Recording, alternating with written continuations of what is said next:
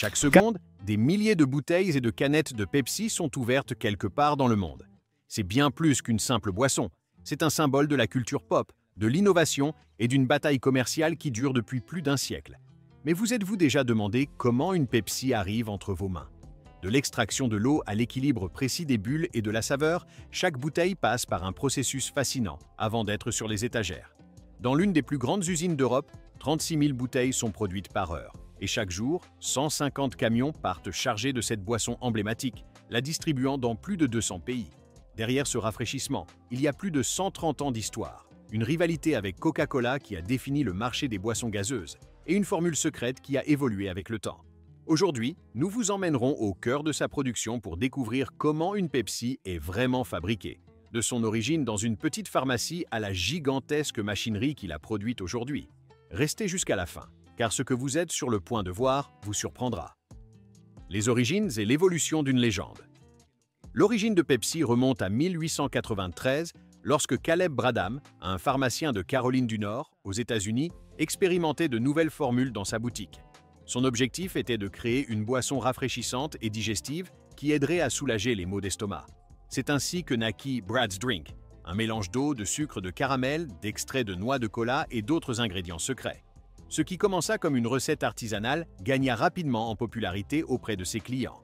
Voyant le potentiel du produit, Bradham décida de le renommer Pepsi Cola en 1898, inspiré du mot dyspepsie, qui signifie indigestion. Durant les premières décennies du XXe siècle, Pepsi traversa des périodes difficiles. L'entreprise connut des problèmes financiers et déclara même faillite à 2 reprises, notamment pendant la Première Guerre mondiale et la Grande Dépression, lorsque les prix du sucre fluctuèrent de manière imprévisible. Mais dans les années 1930, une stratégie audacieuse allait changer son destin pour toujours. Proposer des bouteilles de 12 onces au même prix que les bouteilles de 6 onces de Coca-Cola. Cette offre, 2 fois plus pour le même prix, fit de Pepsi le choix favori de ceux qui cherchaient plus de quantité pour leur argent, particulièrement dans un contexte économique difficile. Depuis lors, Pepsi a constamment évolué. L'entreprise a adapté sa formule pour répondre aux goûts changeants des consommateurs, modifié son image de marque avec des logos et des designs d'emballage modernes, et renouvelé sa stratégie publicitaire pour rivaliser avec Coca-Cola, donnant lieu à certaines des campagnes de marketing les plus emblématiques de l'histoire. Pensons au Pepsi Generation des années 1960 ou au Pepsi Challenge qui mit la rivalité à l'épreuve des papilles. Mais le véritable secret de son succès ne réside pas seulement dans la publicité percutante, il réside aussi dans son processus de fabrication méticuleux. Maintenant que nous connaissons son histoire, voyons comment une Pepsi est élaborée de A à Z. La magie des ingrédients, le cœur de la saveur. Pepsi. Le secret de Pepsi ne réside pas uniquement dans son goût, mais aussi dans la manière dont ces ingrédients sont combinés avec une précision absolue pour garantir que chaque bouteille ait le même profil de saveur distinctif, partout dans le monde. Tout commence avec l'eau pure, qui représente environ 94% de la boisson. Ce n'est pas n'importe quelle eau. Elle est extraite de puits souterrains profonds ou provient de sources municipales soumises à un traitement spécifique. Elle passe ensuite par un processus de filtration rigoureux en plusieurs étapes, incluant l'osmose inverse et la filtration au charbon actif, afin d'éliminer toutes les impuretés, les minéraux indésirables et les contaminants, assurant ainsi qu'elle soit complètement neutre et n'altère en rien le goût final de la boisson. C'est ici qu'intervient la partie mystérieuse, le concentré de Pepsi. Cet mélange exclusif d'arômes, d'extraits botaniques et d'ingrédients secrets est le cœur de la saveur emblématique de Pepsi. Sa composition est un secret industriel, jalousement gardé, et ce concentré est uniquement produit dans un nombre très limité d'usines à travers le monde, généralement 3 ou 4. Par exemple, l'usine européenne reçoit le sien depuis un site de production hautement sécurisé à Cork, en Irlande. Cette centralisation garantit une uniformité totale de la base aromatique. En fonction de la version de Pepsi, classique, allégé, sans sucre, on utilise du sucre raffiné, du sirop de maïs essentiellement à haute teneur en fructose, HFCS, ou des édulcorants sans calories comme l'aspartame ou le sucralose. Ces agents sucrants n'apportent pas seulement la douceur caractéristique. Ils contribuent également à la texture et au corps de la boisson, rendant l'expérience en bouche plus agréable et satisfaisante. Un autre élément crucial dans toute boisson gazeuse est le dioxyde de carbone, CO2, responsable de cette sensation pétillante et rafraîchissante. Pepsi n'ajoute pas seulement du CO2 pour rendre la boisson plus attrayante. Il agit également comme un conservateur naturel, inhibant la croissance bactérienne et prolongeant la durée de conservation du produit. Tous ces ingrédients sont méticuleusement mesurés et mélangés dans d'énormes réservoirs en acier inoxydable, souvent de plusieurs dizaines de milliers de litres, avec une précision millimétrique. Des systèmes de contrôle automatisés et des capteurs sophistiqués surveillent en permanence les proportions, la température et la pression pour garantir que chaque lot maintienne le goût inconfondible et la qualité constante de Pepsi. Mais il manque encore une étape essentielle avant que la boisson ne prenne sa forme finale, l'embouteillage. Nous allons maintenant voir comment ces mélanges liquides sont transformés en milliers de bouteilles et de canettes prêtes pour la distribution mondiale. L'embouteillage et le conditionnement, une danse de haute technologie. Une fois que la mélange de Pepsi est parfaitement prête, vient le moment de l'emballer à grande échelle. Dans une seule ligne de production ultramoderne, il est possible de remplir jusqu'à 35 bouteilles par heure, un processus qui exige une précision et une vitesse extrême orchestrée par des machines robotisées. Les bouteilles en plastique, PET, commencent leur vie comme de petites préformes, des tubes d'essai rigides et translucides. Celles-ci sont chauffées à une température précise, puis acheminées vers des souffleuses rotatives où de l'air comprimé les expanse rapidement à l'intérieur de moules pour leur donner leur forme finale et leur volume exact. Ce processus, appelé soufflage, ne prend que quelques secondes et permet de produire des bouteilles à la fois résistantes, légères et parfaitement conformes aux spécifications. D'un autre côté, les bouteilles en verre et les canettes en aluminium arrivent à l'usine déjà prêtes à être remplies. Le verre, en particulier, est souvent utilisé dans le cadre d'initiatives de durabilité. Les bouteilles en verre vides passent par un lavage industriel intensif avec de l'eau chaude, des détergents spéciaux et des brosses rotatives pour éliminer toutes les impuretés et les anciennes étiquettes avant d'être stérilisées. Le remplissage des bouteilles et canettes est l'une des parties les plus impressionnantes du processus. À une vitesse incroyable, la boisson carbonatée est dispensée dans chaque contenant avec la quantité exacte de liquide. Pour éviter la perte de gaz carbonique et la formation excessive de mousse, le remplissage est effectué sous pression contrôlée et à des températures basses, préservant ainsi la qualité pétillante de la Pepsi. Après le remplissage, chaque bouteille ou canette reçoit son bouchon hermétique ou son couvercle, scellé instantanément pour préserver la fraîcheur et la carbonatation. Ensuite, une machine de pose d'étiquettes à grande vitesse applique l'étiquette avec le design correspondant, souvent à l'aide d'adhésifs thermofusibles ou de technologies de manchonnage thermo-rétractables pour les bouteilles en plastique. Chaque lot de Pepsi, fraîchement embouteillé, passe par des tests de qualité rigoureux. Des systèmes de vision par caméra inspectent l'alignement de l'étiquette, la propreté du contenant et l'absence de défauts. Des capteurs laser vérifient le niveau de remplissage, tandis que des échantillonnages sont envoyés à des laboratoires internes pour des analyses chimiques et microbiologiques approfondies. On y analyse la quantité de sucre, les niveaux de carbonatation, le pH, la densité et même la qualité du scellage. Tout cela est réalisé en interne, au sein de laboratoires équipés des dernières technologies, afin de garantir que chaque Pepsi, peu importe où elle est consommée, ait le goût et la fraîcheur attendus par les consommateurs. Une fois scellées, étiquetées et approuvées par le contrôle qualité, les bouteilles et canettes sont regroupées en paquets, par exemple 6-pack, 12-pack, et ensuite placées sur des palettes robustes, prêtes pour le transport. Chaque jour, jusqu'à 150 camions chargés de Pepsi sortent de l'usine pour distribuer la boisson aux supermarchés, aux magasins de proximité, aux restaurants et aux points de vente du monde entier, assurant une disponibilité constante pour des millions de consommateurs. L'impact de l'emballage sur le goût. Mythe ou réalité? Beaucoup de gens affirment que le goût de Pepsi varie selon le type de contenant, bouteille en verre, en plastique ou canette. Mais est-ce une vérité scientifique ou simplement une perception influencée par l'expérience de consommation? Nous allons le découvrir. Pour de nombreux puristes et fans de longue date, Pepsi en bouteille de verre est la meilleure option. La raison en est simple. Le verre est un matériau inerte et non poreux. Il n'interagit pas avec la boisson, n'altère absolument pas sa saveur et maintient mieux la carbonatation sur de longues périodes. De plus, la bouteille en verre est généralement plus épaisse, ce qui aide à conserver la fraîcheur et la température de la boisson plus longtemps, contribuant à une expérience de dégustation optimale.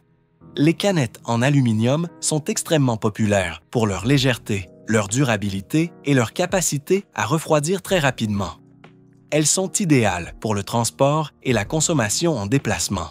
Cependant, l'aluminium est un métal réactif. C'est pourquoi l'intérieur des canettes est recouvert d'une fine couche de polymère, généralement une résine époxy, pour éviter que la boisson ne prenne un goût métallique et pour la protéger d'une éventuelle corrosion.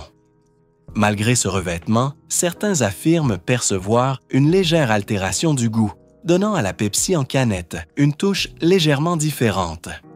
C'est souvent plus une question de perception thermique, la canette froide au contact des lèvres et de la sensation plus vive des bulles. Les bouteilles en PET, plastique, sont les plus largement utilisées dans le monde en raison de leur légèreté, de leur coût de production économique et de leur recyclabilité. Cependant, le plastique est légèrement poreux, ce qui signifie qu'avec le temps, une infime quantité de gaz carbonique peut s'échapper et de très petites quantités de composés plastiques peuvent migrer dans la boisson, bien que cela soit à des niveaux jugés sûrs par les régulateurs. Cela peut potentiellement faire en sorte que la boisson perde son pétillant plus rapidement et que certains perçoivent un goût légèrement plus doux ou moins frais par rapport au verre. De plus, les bouteilles en plastique sont plus sensibles aux variations de température et à la lumière, ce qui peut affecter la stabilité des arômes sur le long terme. Alors, quelle est la meilleure option? Il n'y a pas de réponse définitive, car la perception du goût est subjective et peut être influencée par de nombreux facteurs. Cependant, si vous souhaitez profiter de Pepsi dans sa version la plus fidèle et la plus rafraîchissante, l'expérience en verre, consommée bien froide, est souvent privilégiée par les connaisseurs. Indépendamment du contenant, Pepsi demeure l'une des boissons les plus consommées au monde, un testament à son goût universellement apprécié. L'héritage de Pepsi, plus qu'une boisson, un phénomène culturel. Pepsi n'est pas seulement une boisson. C'est une marque iconique avec une présence gigantesque et un héritage culturel profond à travers le monde. Elle est vendue dans plus de 200 pays et chaque jour, des millions de personnes savourent de son goût inconfondible. Mais comment a-t-elle réussi à se maintenir comme un géant des boissons gazeuses pendant plus d'un siècle face à une concurrence féroce? Chaque lot de Pepsi fraîchement embouteillé passe par des tests de qualité rigoureux. Des systèmes de vision par caméra inspectent l'alignement de l'étiquette, la propreté du contenant et l'absence de défauts. Des capteurs laser vérifient le niveau de remplissage, tandis que des échantillonnages sont envoyés à des laboratoires internes pour des analyses chimiques et microbiologiques approfondies. On y analyse la quantité de sucre, les niveaux de carbonatation, le pH, la densité et même la qualité du scellage. Tout cela est réalisé en interne, au sein de laboratoires équipés des dernières technologies, afin de garantir que chaque Pepsi, peu importe où elle est consommée, ait le goût et la fraîcheur attendus par les consommateurs. Une fois scellées, étiquetées et approuvées par le contrôle qualité, les bouteilles et canettes sont regroupées en paquets, par exemple 6 packs, 12 packs, et ensuite placées sur des panettes robustes, prêtes pour le transport. Chaque jour, jusqu'à 150 camions chargés de Pepsi sortent de l'usine pour distribuer la boisson aux supermarchés, aux magasins de proximité, aux restaurants et aux points de vente du monde entier, assurant une disponibilité constante pour des millions de consommateurs. L'impact de l'emballage sur le goût. Mythe ou réalité? Beaucoup de gens affirment que le goût de Pepsi varie selon le type de contenant, bouteille en verre, en plastique ou canette.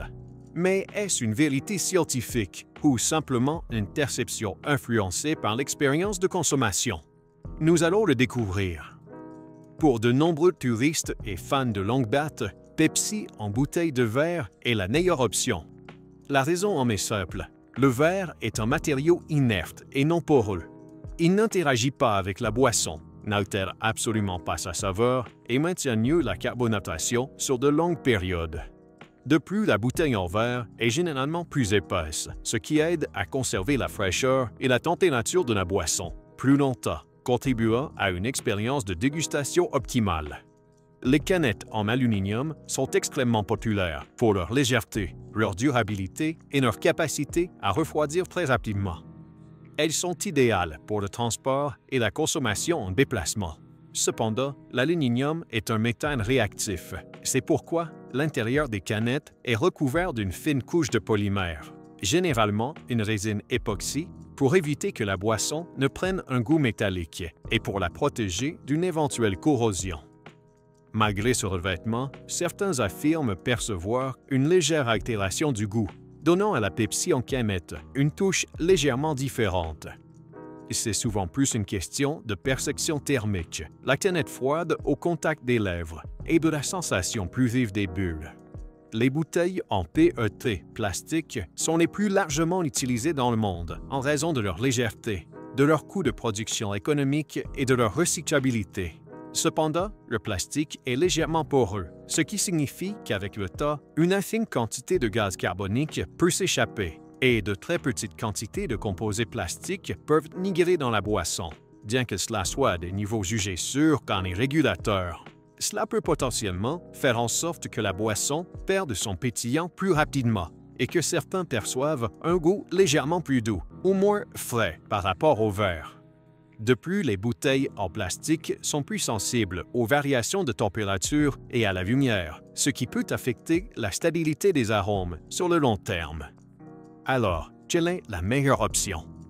Il n'y a pas de réponse définitive, car la perception du goût est subjective et peut être influencée par de nombreux facteurs. Cependant, si vous souhaitez profiter de Pepsi dans sa version la plus fidèle et la plus rafraîchissante, l'expérience en verre, consommée bien froide, est souvent privilégiée par les connaisseurs. Indépendamment du contenant, Pepsi demeure l'une des boissons les plus consommées au monde, un testament à son goût universellement apprécié. L'héritage de Pepsi, plus qu'une boisson, un phénomène culturel. Pepsi n'est pas seulement une boisson, c'est une marque iconique avec une présence gigantesque et un héritage culturel profond à travers le monde. Elle est vendue dans plus de 200 pays et chaque jour, des millions de personnes savourent son goût inconfondible. Mais comment a-t-elle réussi à se maintenir comme un géant des boissons gazeuses pendant plus d'un siècle face à une concurrence féroce? Depuis ses débuts, Pepsi a entretenu une rivalité légendaire avec Coca-Cola. Cette guerre des colas a non seulement défini le marché des boissons rafraîchissantes, mais a également donné lieu à certaines des campagnes publicitaires les plus mémorables et audacieuses de l'histoire. Pepsi a souvent misé sur des stratégies marketing agressives, comme le fameux Pepsi Challenge, une série de dégustations à l'aveugle où les consommateurs étaient invités à choisir leur cola préféré, montrant souvent une préférence pour Pepsi. Ces campagnes ont positionné Pepsi comme l'alternative jeune, audacieuse et le choix de la nouvelle génération, en contraste avec l'image plus traditionnelle de son concurrent. Pour rester pertinente et compétitive, Pepsi est allée bien au-delà de sa boisson originale. L'entreprise a constamment innové en créant de nouvelles versions de son produit phare, comme Pepsi Zero Sugar, offrant le goût de Pepsi sans calories, Pepsi Cherry, avec des arômes fruités, et de nombreuses éditions spéciales ou limitées, adaptées aux goûts régionaux dans différents pays. Au-delà des colas, PepsiCo, la société mère, a acquis et développé un vaste portefeuille de marques mondialement reconnues, incluant des géants comme Lay's, Chips, Gatorade, boissons pour sportifs, Tropicana, jus de fruits, Quaker, céréales, et Doritos, snacks, devenant ainsi un mastodonte de l'industrie alimentaire et des boissons, capable de rivaliser sur de multiples fronts. Ces dernières années, la compagnie a également investi massivement dans la réduction de son impact environnemental. Elle a développé des bouteilles plus légères et plus facilement recyclables, a mis en place des programmes pour réduire drastiquement la consommation d'eau dans ses usines et a impulsé des initiatives de réduction des émissions de carbone tout au long de sa chaîne d'approvisionnement. Pepsi cherche à être un leader en matière de durabilité, en ligne avec les attentes croissantes des consommateurs et des régulateurs. Pepsi a évolué d'une petite boisson inventée dans une pharmacie pour devenir un phénomène mondial, un pilier de la culture populaire et un titan économique. Son succès repose sur une combinaison unique d'innovation constante, d'une capacité d'adaptation exceptionnelle au marché et aux cultures, et d'un goût inconfondible qui a conquis des générations de consommateurs à travers le monde. Et maintenant, dites-nous, êtes-vous de l'équipe Pepsi ou de l'équipe Coca-Cola? Laissez-nous votre opinion dans les commentaires ci-dessous. Si vous avez aimé cette exploration détaillée de l'univers Pepsi, n'hésitez pas à cliquer sur « J'aime », à partager cette vidéo avec quelqu'un qui aime les boissons gazeuses et surtout à vous abonner à Mega Fabrica en activant les notifications pour ne manquer aucun de nos prochains contenus sur la fabrication des produits les plus emblématiques du monde. Nous nous retrouverons dans la prochaine vidéo.